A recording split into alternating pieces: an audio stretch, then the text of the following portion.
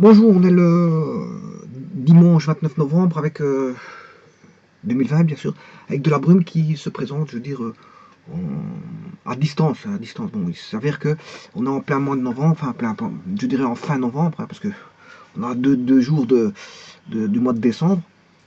Je rappelle que le 21 décembre c'est la porte de l'hiver, voilà, et que bon, d'ici là, on va commencer à percevoir de plus en plus de journées brumeuses et avec de brouillard qui semblent avec qui sont avec comment on appelle ça, les feuillages qui se retrouvent sur le chemin, hein, d'une dangerosité sans nom pour la saison. Donc brouillard et bien sûr gel au sol, ainsi que feuilles, chute des feuilles dues à la saison, constitue, je veux dire, un danger constant sur les routes, et donc soyez vigilants pour, lors de vos sorties, euh, soit à vélo ou en voiture, en moto, peu importe, bon, faites très attention. Parce que c'est une saison propice, je veux dire, à la dangerosité, on va dire.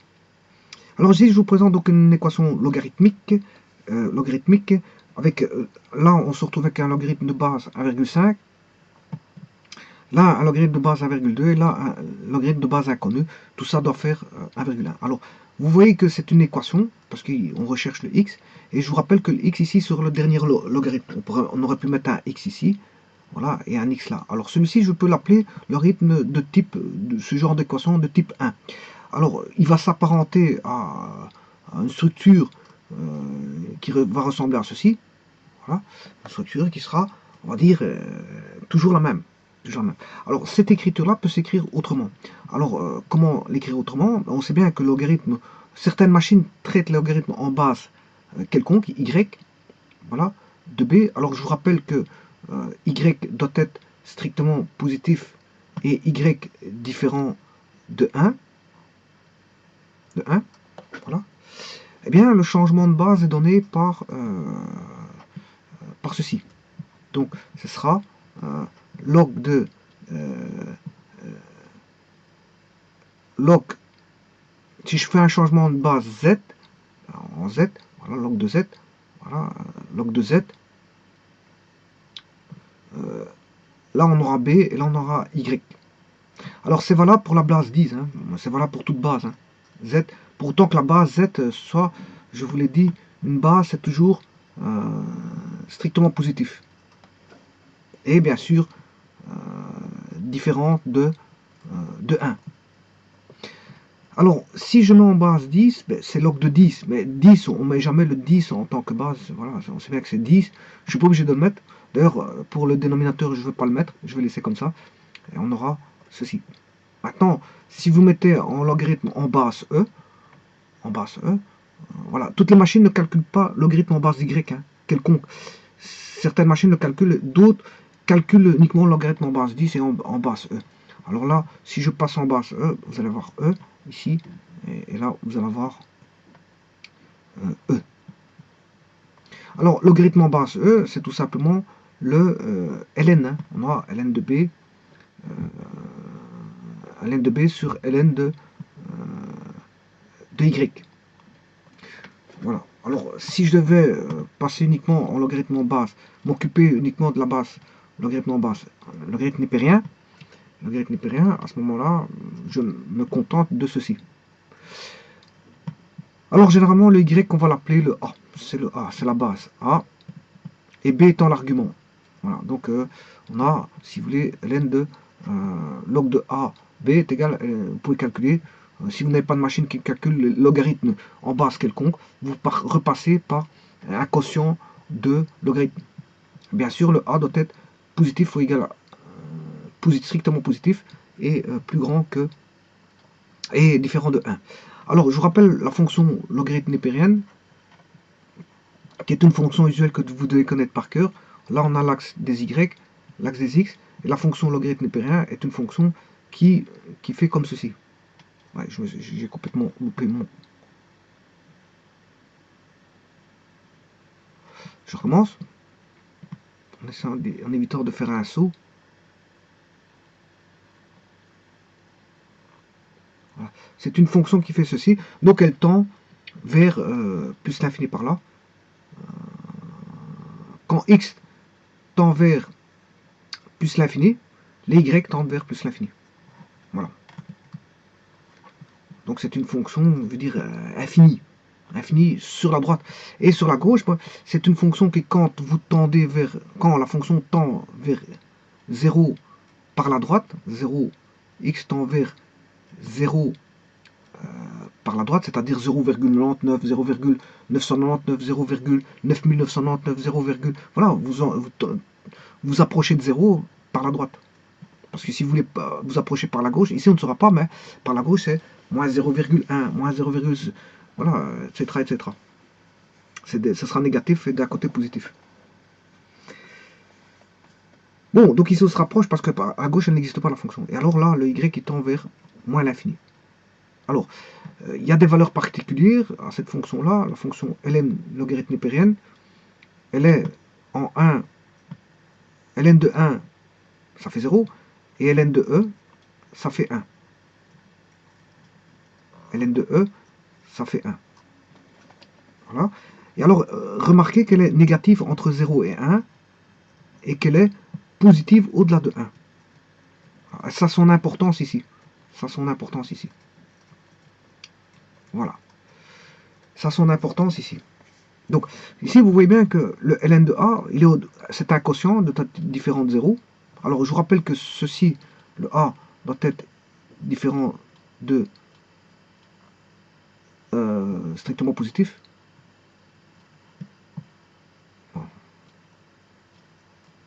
Voilà.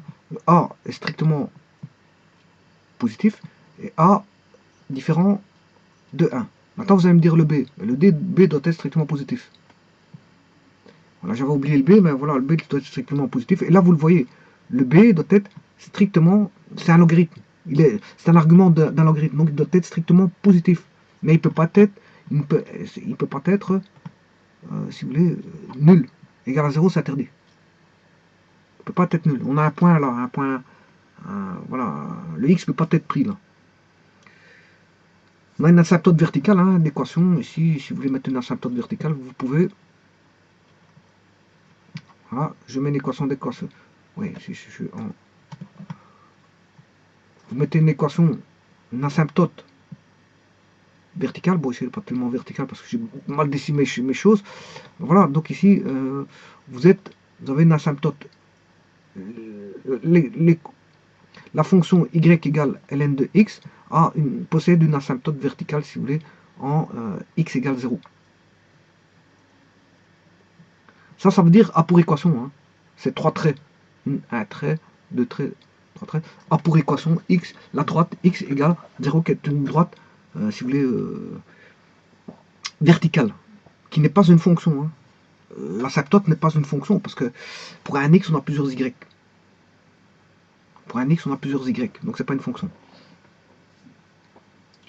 Alors, B doit être strictement positif. Effectivement, quand on regarde ici, B doit être strictement positif parce qu'on rentre l'argument dans un logarithme népérien. Donc le B est strictement positif. Là, le A doit être strictement positif, mais comme il se trouve au dénominateur, le dénominateur doit être différent de 0. Voilà, donc le A ne peut pas être égal à 1 parce que ln de 1 fait 0. ln de 1 fait 0. Or, ça doit être différent de 0. Bon, et voilà pourquoi le A doit être strictement positif et différent de 1, et pourquoi le B doit être strictement positif. Voilà, ceci étant dit, on va traiter ceci pour, justement, alors, on va le faire par dichotomie, c'est-à-dire par étape, on va dire en cassant la structure des logarithmes et en écrivant en changement de base. C'est-à-dire, si je veux faire par partie et changer cette base-là, ben ça va être logarithme de C sur ln de A. B, je m'excuse, c'est B. C'est B. Parce que le A, voilà, c'est ln de C. Donc C doit être strictement positif. Et B doit être plus grand, strictement positif, et différent de 1. Voilà. Or ici, il est strictement positif, différent de 1, et là, il est strictement positif. Ça pose pas de problème. Bon. Et ça, c'est ma première structure qui va, c'est la première structure qui se présente. Donc vous devez partir des logarithmes. On a une imbrication de logarithmes, vous aurez compris que c'est une imbrication de logarithmes. Voilà, où l'inconnu est en première position sur le premier logarithme, et que voilà, la structure la plus interne, c'est celle-là. Et celle-ci doit être, voilà, C doit être strictement positif, et B doit être plus grand, strictement positif et différent de 1. Et c'est le cas. Donc il n'y a pas de problème. Maintenant, il faut voir si le rapport, là maintenant je vais faire le logarithme en base A. Le logarithme en base A, c'est le logarithme de ceci sur... je me suis trompé. C'est le logarithme du nombre qu'on vient de trouver. Voilà, logarithme de ceci sur le logarithme de A. Voilà. Puis on regarde si ça c'est possible, bien sûr. Ça doit être possible. Alors pour que ça soit possible, il faut que le ln de C sur ln de B soit un nombre positif. Et que ln de A soit positif et différent de 1. Or A, il vaut 1,2, il n'y a pas de problème. Par contre, ce qui peut poser problème, c'est celui-là. C'est celui-là qui peut poser problème. Parce que, pourquoi? Parce que le ln de ln doit être de ce qui est à l'intérieur doit être strictement positif. Or, le ln de C peut donner du négatif. Je vous rappelle que, voilà, comment peut-il donner du négatif? Regardez bien. Le ln peut être négatif s'il est compris entre 0 et 1. Et là, s'il est au-delà de 1, ça donne du positif. S'il vaut 1, ça fait, le ln fait 0. Donc il peut donner du négatif. Voilà. Ce qui veut dire que, pour avoir du strictement positif, ben, il faut que celui-ci soit positif et celui-ci soit positif. Et c'est le cas si C est plus grand que 1, C plus grand que 1, et que B plus grand que 1 tout en étant différent de 1. Voilà. Ou alors, ils donnent tous les deux du négatif. Alors, s'ils donnent tous les deux du négatif, voilà, quand est-ce s'ils sont tous les deux compris entre 0 et 1?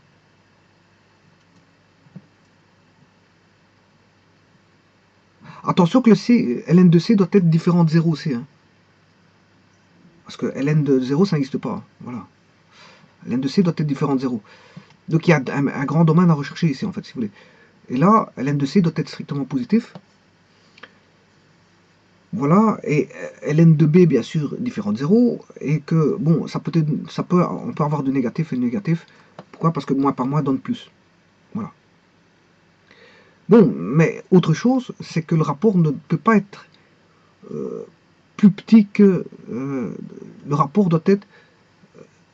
voilà, le rapport ne peut pas être compris entre 0 et 1. Parce que si le rapport est compris entre 0 et 1, je parle du rapport ln de C sur ln de B, si la division des nombres donne un nombre compris entre 0 et 1, eh bien vous allez avoir une branche, enfin vous allez avoir du négatif, et ça vous ne pouvez pas avoir. Ça. Voilà. Donc il faut que le rapport là, ln de C sur ln de B, soit, je veux dire, plus grand que 1. Plus grand ou égal à 1, c'est pas un problème. Plus grand ou égal à 1. ln de C sur ln de B doit être plus grand ou égal à 1. Voilà. Et ln de C différent de 0, vous voyez qu'il y a pas mal de... Voilà, ben ici, je peux vous dire que ln de 9,4 sur 9 sur ln de 1,5 va être positif, sans aucun problème. Donc, je pourrais faire le traitement. Voilà.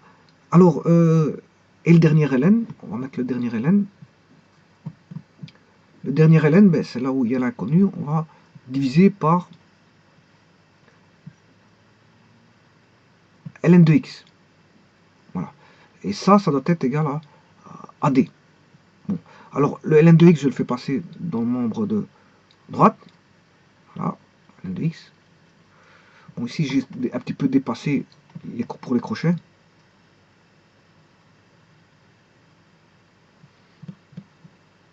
Voilà. On aura ceci. Bien sûr, le ln de x a disparu parce qu'il est du membre de gauche, parce qu'il a passé dans le membre de droite. Par contre, le d va disparaître du membre de gauche pour aller dans le membre de droite. Voilà. Alors maintenant, je vais résoudre ceci. Je vais prendre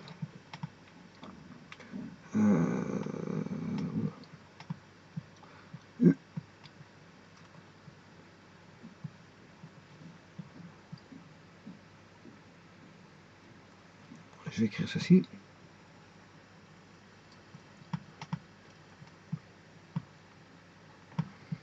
Faire un peu de place parce que faut que je remonte tout d'un cran.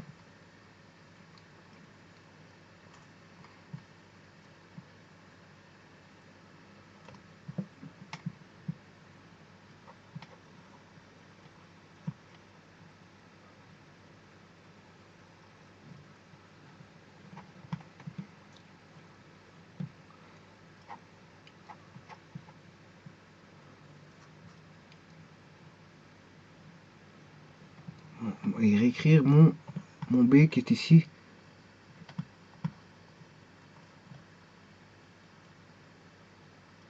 Voilà. Remettre le crochet ici. Voilà. Alors, le D, je vais le réécrire correctement. Hein.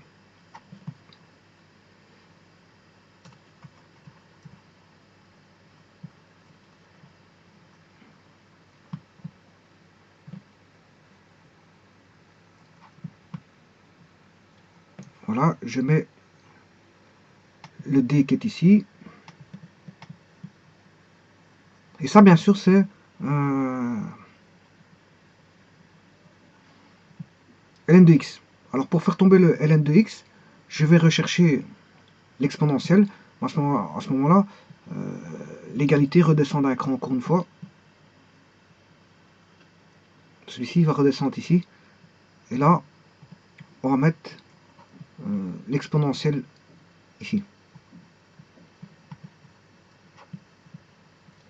Et ça, c'est la réponse. Ça doit être la réponse à, voilà, à ceci. Alors bon, on va traiter ceci. Donc vous voyez que c'est une imbrication de logarithme, hein, une imbrication de logarithme. Ben on va calculer ceci. Je vais aller chercher la machine à calculer voilà, du système d'exploitation. Il fournit un utilitaire qui est une machine à... Il fournit beaucoup de choses, le système d'exploitation, tant mieux, des petits jeux, voilà, des petits jeux, et des petits jeux comme le démineur ou d'autres, voilà, il y a pas mal de jeux qui fournissent le système d'exploitation. Des utilitaires, bon, pas mal, hein, il y en a pas mal, hein, qui permettent de faire pas mal de choses, hein. Ça c'est offert par le système d'exploitation. Même un navigateur, encore tant mieux, parce que normalement le navigateur doit être détaché du système d'exploitation. Sinon c'est une concurrence déloyale à ceux qui fabriquent voilà, des systèmes d'exploitation. Mais enfin bref, ici on va pas pleurnicher, on va profiter je veux dire, de ce qui nous est fourni. On a un système d'exploitation, mais on prend les utilitaires qui vont avec. Effectivement, ici il y a un utilitaire, mais il est même le clavier a prévu, je veux dire, cet utilitaire parce qu'il y a une touche calque. Calque, C-A-L-C de calculatrice. Il suffit de taper calque et qui est sur le pavé numérique et vous avez la calculatrice. Bon. Alors, le C ici, il vaut 9,4. Donc, on va mettre 9,4. Alors, ici, vous devez taper. Bon, ici, c'est une fois. J'ai pris l'affichage scientifique. Voilà, parce qu'il y a l'affichage programmeur. Voilà, ça s'affiche affichage programmeur. Si vous jouez avec voilà, du binaire, avec des XOR, des ROR, bon, je vous rappelle que ça, ROR, c'est des voilà, rotation. Il y a des shift, left, shift, right, décalage à gauche, décalage à droite, note, c'est voilà, une négation, and, c'est voilà, une conjonction, ROR, c'est une rotation à right, voilà, voilà, il y a le OR et XOR, le OU exclusif et le OU normal, voilà. Et alors on peut jouer avec de l'hexadécimal, du décimal, l'octal, du binaire, voilà, double word, des mots, des octets, ce que vous voulez, voilà. Voilà, et donc on a aussi le pavé numérique. Bon, ça c'est l'affichage pour les électroniciens, les électroniciens et les programmeurs. Parce que c'est beaucoup les électroniciens qui jouent avec ça. Mais voilà, quand ils jouent avec voilà, des chips digitaux, mais pour pouvoir voir comment ça va fonctionner, on utilise cette calculatrice-là. Maintenant, les informaticiens peuvent l'utiliser, mais l'utilisent je veux dire, peuvent l'utiliser, mais ils sont en moins, ils utilisent moins que les électroniciens qui utilisent le digital. Le digital, ils font que ça, hein. Voilà, ils jouent avec des registres, et bon, voilà, quand on fait de comment, quelque part, l'électronique et l'informatique, l'informatique c'est vaste, hein, bon, c'est vaste. Et donc on peut parler d'informatique relatif à, voilà, aux éléments, aux composants électroniques. Voilà. Et par exemple, si je prends la programmation de, voilà, l'assembleur, ben, c'est de l'électronique mélangée avec la programmation, hein. Voilà. On programme directement des chips, des processeurs, des mémoires, etc., etc. Et on fait ça avec les automates programmables, en robotique, etc., etc. Bon, on joue beaucoup avec ça. Donc c'est une calculatrice propre, je veux dire, aux informaticiens, aux électroniciens, comment est-ce qu'on appelle ça, euh, à ce que vous voulez. Ce que vous voulez, mais les informaticiens peuvent utiliser ça. Mais c'est beaucoup les électroniciens qui utilisent ça. Voilà, pour vous dire. Donc ici, on a la scientifique, programmeur, statistique, calcul moyenne, un écarté, ce que vous voulez, bon, voilà. Voilà, il y a la conversion, même les conversions d'unités, hein, d'angle, degré, voilà. Peuvent calculer des dates, différence entre deux dates, par exemple, voilà, un exemple. Et on peut avoir la feuille de calcul, par exemple, pré-hypothécaire. Bon, on a des petits utilitaires comme ça, bon, crédit buy, bon. Tout ça, Excel fait ça, hein. Mais Excel, c'est une calculette, grosse calculette avec des feuilles que on peut voilà, travailler sur des feuilles. Bon, moi, ce qui m'intéresse, c'est la scientifique. Bon, il n'y a rien d'autre qui m'intéresse ici, c'est la scientifique. Alors, dans la scientifique, rappelez, ici, il y a la fonction logarithme, sinus hyperbolique, voilà, degré minute seconde, cosinus hyperbolique, cosinus, tangente hyperbolique, et pi. Il y a pi. Voilà. Alors,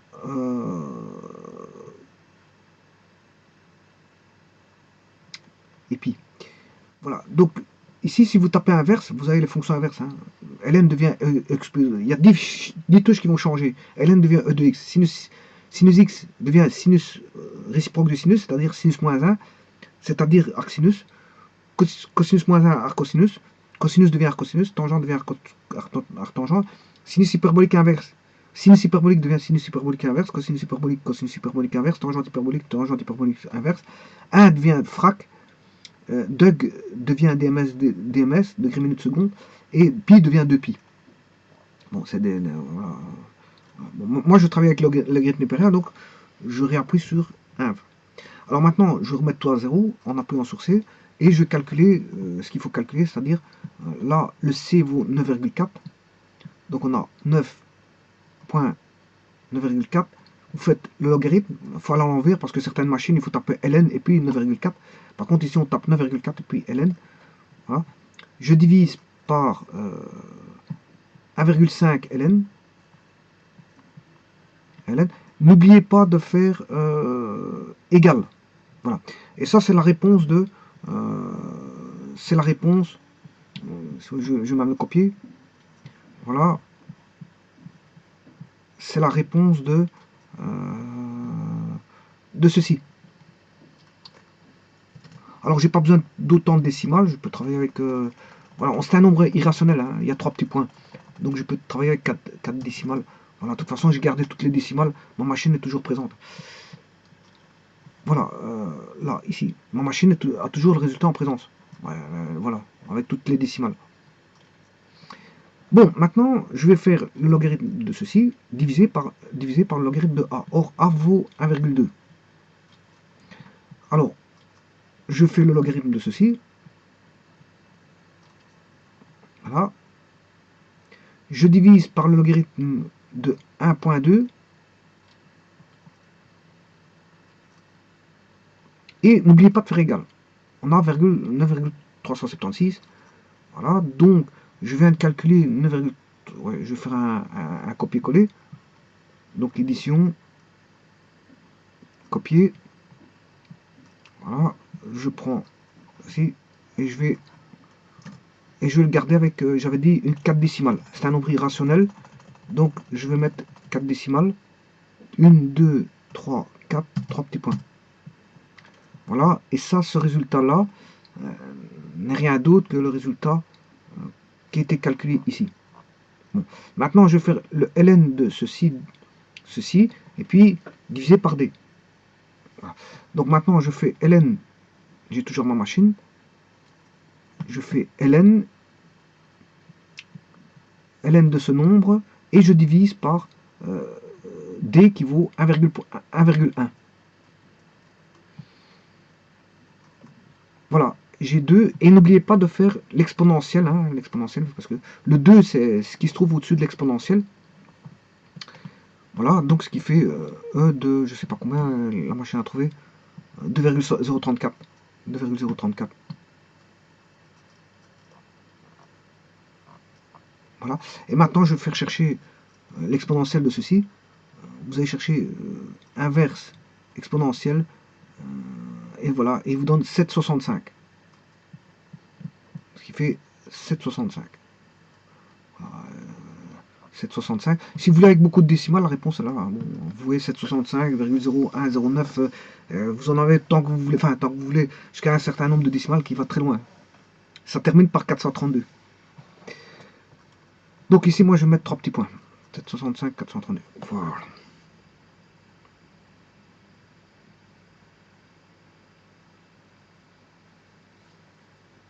Alors, moi, je vais le calculer à la machine pour aller plus vite, pour voir si c'est juste. Je prends 7,65. Donc, log de 9,4 divisé par log de 1,5.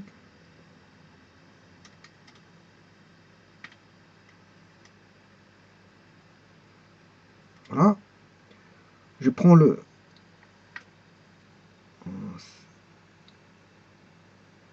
Je m'excuse, je dois travailler en logarithme népérien. ln, parce que moi j'ai le logarithme en base 10, j'ai pas le logarithme en base. Je le fais à ma machine, hein, vous ne le verrez pas, c'est normal. Bon, ln de 9, c'est juste pour contrôler.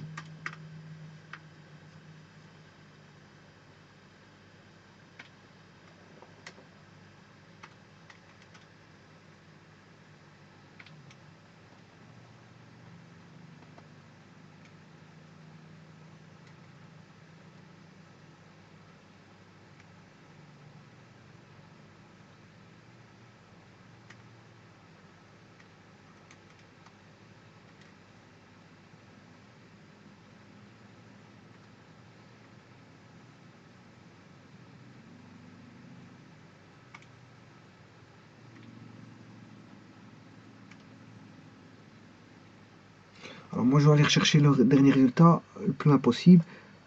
ln de 7,65 0,109 423. Voilà, j'ai 1,09, ça fait presque 1, ça fait presque, j'ai 1,099, 9999. Hein. Bon. Alors, regardez bien ce que je vais faire. Voilà, c'est bon, le résultat il est bon. Je vais être contrôlé, c'est la machine. Bon, j'ai pas pris toutes les décimales, donc j'ai 1,099, ce qui fait presque 1,1.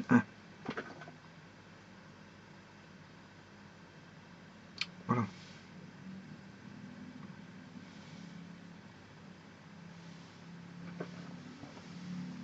De toute façon,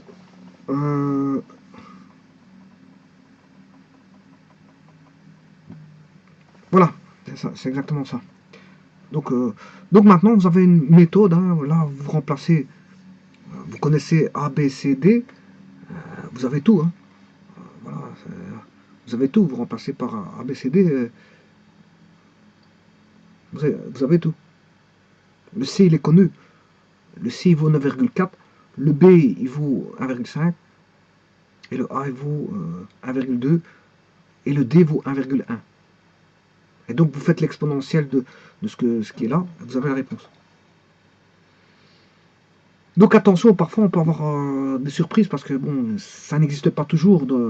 Il faut vérifier vos coefficients parce que aussi bien les bases que l'argument. Et que voilà, c'est pas toujours possible. Voilà, je vous remercie beaucoup.